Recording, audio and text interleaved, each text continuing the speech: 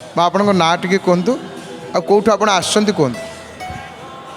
ମୟୂରଭଞ୍ଜ ବାରିପଦା ମୁର୍ଗାବାଡ଼ି ଗ୍ରାମ ଆଉ ଗୌରୀ ମଣ୍ଡଳ। ବାରିପଦା ମୟୂରଭଞ୍ଜ ଏବଂ ପୁରୀ। ମୟୂରଭଞ୍ଜରୁ ପୁରୀର ଏଇ ଯେଉଁ ଯାତ୍ରା ଆପଣ ସ୍ଥିର କରିଥିଲେ ଯେ ମୁଁ ଅମୁକ ଏଇ ଦିନ ଯିବି, ନା ମହାପ୍ରଭୁ ଡୋରି ଲଗେଇଲେ ଆପଣ ଆସିଲେ? ମହାପ୍ରଭୁ ଡୋରି ଲଗାଇବେ, ପୁଣି ଆମର ବି ଇଚ୍ଛା ଦରକାର। ଆମର ଇଚ୍ଛା ହେଲେ ସେ ଆମେ ଗୋଟେ ପାଦ ଆଗେଇଲେ ସେ 10 ପାଦ ଆଗେଇକି ନେଇ ଆସନ୍ତି। ତାଙ୍କ ଇଚ୍ଛା ବିନା କୌଣସି କାମ କରି ହୁଏ ନା। ଆସିବୁ ଆସିବୁନି ଆସିବୁ ଆସିବୁନି, କିନ୍ତୁ ଏମିତି ଲୀଳା ଲଗେଇଲେ କିନ୍ତୁ ଆସିପାରିଲୁ। ଆସି ସାରିଲା ପରେ ମୋର ବିଶ୍ୱାସ ହୁଏ ନା ମୁଁ ନିହାତି ଯିବି ବୋଲି। ମହାପ୍ରଭୁ ହିଁ ଡୋରି ଲଗେଇ ଆଣନ୍ତି। ଆମର ମଧ୍ୟ ଇଚ୍ଛା, ମନୋବଳ, ଭଲ ପାଇବା, ପ୍ରେମ, ଭକ୍ତି ରହିବା ଦରକାର ତାଙ୍କ ପ୍ରତି। ଦୁଇ ଆଡ଼ୁ ମାଇନସ୍ ପ୍ଲସ୍ ଏ ଯୋଡ଼ାକ ରହିବା ଦରକାର। ତେଣୁ ପ୍ରଭୁ ଆଣିଲେ ନିଶ୍ଚିତ, ଏଇଟା ସତ୍ୟ। ପ୍ରତ୍ୟେକ ଭକ୍ତ ଏ ଅନୁଭୂତିଟି କୁହନ୍ତି। ମା' କ'ଣ ଅନୁଭୂତି ଅଛି ଆପଣଙ୍କର କୁହନ୍ତୁ। ଆଜ୍ଞା, ଆମ ନାତୁଣୀ ଏଇଠି, ପୁଅ ବୋହୂ ନାତୁଣୀ ରୁହନ୍ତି ଏଇଠି। ରହିଥିଲେ ହଠାତ୍ ଦିନେ ସନ୍ଧ୍ୟାବେଳେ ଫୋନ୍ କଲା ବେଳକୁ ସେଇ ଛୋଟ ପିଲାଟା, 4 ବର୍ଷର ପିଲାଟା ଶୋଇ ରହିଛି, ଆଖି ବୁଜିକି ଶୋଇ ରହିଛି।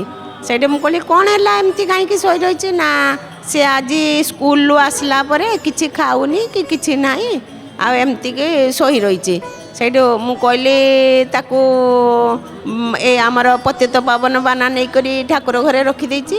ମୁଁ କହିଲି ତାକୁ ଆଗ ଉଠାଅ, ଡ୍ରେସ୍ ଚେଞ୍ଜ କର, ଦେଇକି ପତିତ ପାବନ ବାନା ଟିକେ ତା ଦେହରେ ଲଗେଇକି ମୁଣ୍ଡରୁ ଦେହ ଲଗେଇ ଦିଅ, ଆଉ ଟିକେ ମହାପ୍ରସାଦ ପାଇଦିଅ। ପାଇଦେଲେ ମାନେ ପ୍ରଭୁଙ୍କର ଏତେ କରୁଣା, ଏତେ ଲୀଳା, ସେଇଟା କରିଦେଲା ପରେ ମାନେ ମହାପ୍ରସାଦ ଟିକେ ପାଇଲା, ପତିତ ପାବନ ବାନା ଟିକେ ମୁଣ୍ଡରେ ଦେହରେ ଲଗେଇଦେଲା ପରେ ସେ ଛୁଆ ଟିକେ ଉଠିଲା, ଅନେଇଲା, ଟିକେ ଖାଇଲା। ମାନେ ଆଠୁ ବଡ଼ ଇଏ ଆଉ କିଛି ନାହିଁ। ପ୍ରଭୁଙ୍କ ଦୟା କରୁଣା, ତାଙ୍କରି ଭରସାରେ ଆମେ ବାଟ ଚାଲୁ। ଆଜ୍ଞା, ଆଉ ଗୋଟେ ବଡ଼ ଅନୁଭୂତି କହିବି। ଆମେ ସ୍ୱାମୀ ସ୍ତ୍ରୀ 2 ଜଣ ଯାଇଥିଲୁ, ସୋମବାର ଦିନ ମନ୍ଦିର ଯାଇଥିଲୁ। ମନ୍ଦିରର ଧୂପ ଦୀପ ଜଳେଇକି, ଶିବ ମନ୍ଦିରରେ ଦୀପ ଧୂପ ଜଳେଇକି ଆସିଲୁ। ସେ ମାନେ ଟର୍ଣ୍ଣିଂଟାରେ ଆଉ ଗୋଟେ ଗାଡ଼ି ଯାଉଥିଲା, ଏ ବାଙ୍କେଇକି ଆସୁଥିଲେ। ଦେଖି ଗାଡ଼ିଟା ଆଉ ବାଲାନ୍ସ କରିପାରିଲେନି। ଦେଖି ମୁଁ ପଛଆଡ଼େ ଏତେ ଜୋର ପଡ଼ିଲି, ମାନେ ଗୁଦ୍ କରି ଶବ୍ଦ ହେଲା। ମାନେ ସେ ଶବ୍ଦରେ ସବୁ ଲୋକ ଚାଲି ଆସିଲେ। ମୁଁ କହିଲି ହେ ପ୍ରଭୁ, ଆମେ ସବୁବେଳେ ଜୟ ଜଗନ୍ନାଥ କହିକି ମାନେ ଗାଡ଼ିରେ ବସୁ ଓହ୍ଲଉ ସବୁ, ଏତେ ଜୋର ପଡ଼ିଗଲି। ଦେଖି ତାପରେ ସବୁ ଲୋକ ଉଠେଇ ଦେଲେ। ତାପରେ ମୁଁ ଉଠିକି ଆପେ ଚାଲିକି ଆସିଲି। ଆସିକି ଘରେ ଟିକେ ମାନେ ଦେହଟା ବହୁତ ଥରିଲା, ଟିକେ ଶୋଇଗଲି। ଶୋଇଗଲା ପରେ ମାନେ ଆଖିରୁ ମୋର ଖାଲି ଧାର ଧାର ଲୁହ ବୋହି ଯାଉଥାଏ। ମୁଁ ପ୍ରଭୁ, ମୋର ଯଦି କିଛି ହେଇଯାଏ, ତୋର ପୂଜା ନୀତି ସବୁ ବାକି ରହିଯିବ। ମୁଁ କାଳିଆକୁ ନେଇକି ଯାଇଛି, ଏଇଠୁ ପୁରୀରେ ନେଇକି ଯାଇଛି, ତାଙ୍କୁ ପୂଜା କରେ, ସବୁଦିନ ପୂଜା କରେ।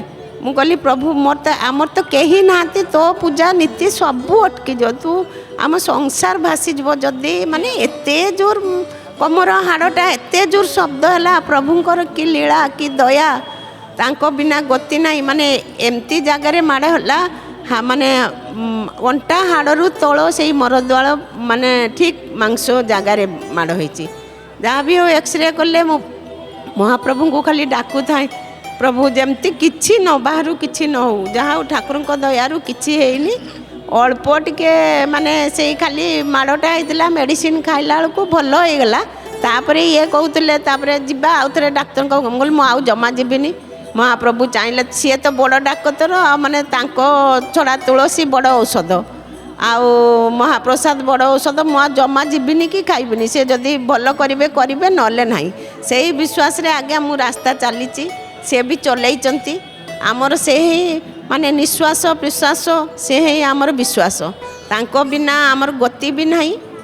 ସକାଳୁ ଶୋଇ ଉଠିଲେ ଆଗ 2 ହାତ ଟେକି ଦେଇ ମହାପ୍ରଭୁଙ୍କୁ ସମର୍ପଣ କରିଦେ, ହେ ପ୍ରଭୁ, ଏ ଦିବାରାତ୍ରି ତୁମକୁ ଲାଗିଲା, ଆଉ କିଛି ନୁହେଁ। ଏ ମୋର ଜୟ ଜଗନ୍ନାଥ ଟିଭି ଦେଖନ୍ତି ମା? ଆଜ୍ଞା, ଜୟ ଜଗନ୍ନାଥ। ମୁଁ ସବୁବେଳେ ତ କହିପାରିବିନି, ଯେତେବେଳେ ସମୟ ହୁଏ ଜୟ ଜଗନ୍ନାଥ ଦେଖା ହୁଏ। ବିଶେଷ କରି ଅନୁଭୂତିଟା ବେଶୀ ଦେଖୁ। ମାନେ ଭକ୍ତଙ୍କ ଅନୁଭୂତି ଦେଖିବା ପାଇଁ ଯେମିତି ଭଲ ଲାଗେ, ମୋତେ କହିବା ପାଇଁ ବି ସେମିତି ଭଲ ଲାଗେ। ଆମ ବଡ଼ ଠାକୁର, ଆମ ଠାକୁର, ଆମେ କାହିଁକି ତାଙ୍କ ଅନୁଭୂତି କହିବୁନି? ସମସ୍ତେ ଜାଣନ୍ତୁ, ବାହାରେ ଲୋକ ଆସିକି କହୁଛନ୍ତି, କାହିଁ ଆମେ, ଆମର ଓଡ଼ିଶାବାସୀ ମାନେ ଆମର ଗର୍ବ। ଜୟ ଜଗନ୍ନାଥ ଟିଭି ଆସିବା ଦିନଠୁ କ'ଣ ଲାଭ ପାଇଛନ୍ତି ଆପଣ? ସବୁବେଳେ ଠାକୁରଙ୍କୁ ସବୁବେଳେ ସମ୍ମୁଖରେ ଆମେ ଦେଖିପାଉଛୁ ପ୍ରତି ମୁହୂର୍ତ୍ତରେ। ଆମେ ଜୟ ଜଗନ୍ନାଥ ଟିଭି ଚାଲିଲା ବେଳୁ ଆମେ ପ୍ରଭୁଙ୍କୁ ମାନେ ପତିତପାବନ ମହାପ୍ରଭୁଙ୍କୁ ସବୁବେଳେ ଦେଖିପାରୁଛୁ। ୟାଠୁ ସୌଭାଗ୍ୟ କ'ଣ ଅଛି? ସେଇ ହେଲା ସବୁଠୁ ବଡ଼ ମାନେ ଇଏ ଆମ ପାଇଁ। ଆପଣ ଗୋଟେ କଥା କହିଲେ, ସିଏ ହେଲେ ବଡ଼ ଠାକୁର, ତାଙ୍କ ଛଡ଼ା ତୁଳସୀ ମହାପ୍ରସାଦ ହେଲା ସବୁଠାରୁ ବଡ଼ ଔଷଧ। ଏ କଥାଟି ବହୁତ ଛୁଇଁଗଲା ମା ହୃଦୟକୁ। ଅଗଣିତ ଭକ୍ତମାନେ ମହାପ୍ରଭୁଙ୍କର, ଜୟ ଜଗନ୍ନାଥ ଟିଭିର ଅଗଣିତ ଦର୍ଶକମାନେ ଆପଣଙ୍କୁ ଦେଖୁଛନ୍ତି। ସବୁ ଭକ୍ତମାନଙ୍କୁ ଦର୍ଶକମାନଙ୍କୁ ଜୟ ଜଗନ୍ନାଥ। ଜୟ ଜଗନ୍ନାଥ, ଜୟ ଜଗନ୍ନାଥ, ଜୟ ଜଗନ୍ନାଥ। ବହୁତ ବହୁତ ଧନ୍ୟବାଦ ମା ଆପଣଙ୍କୁ, ଜୟ ଜଗନ୍ନାଥ ଟିଭି ତରଫରୁ ଜୟ ଜଗନ୍ନାଥ।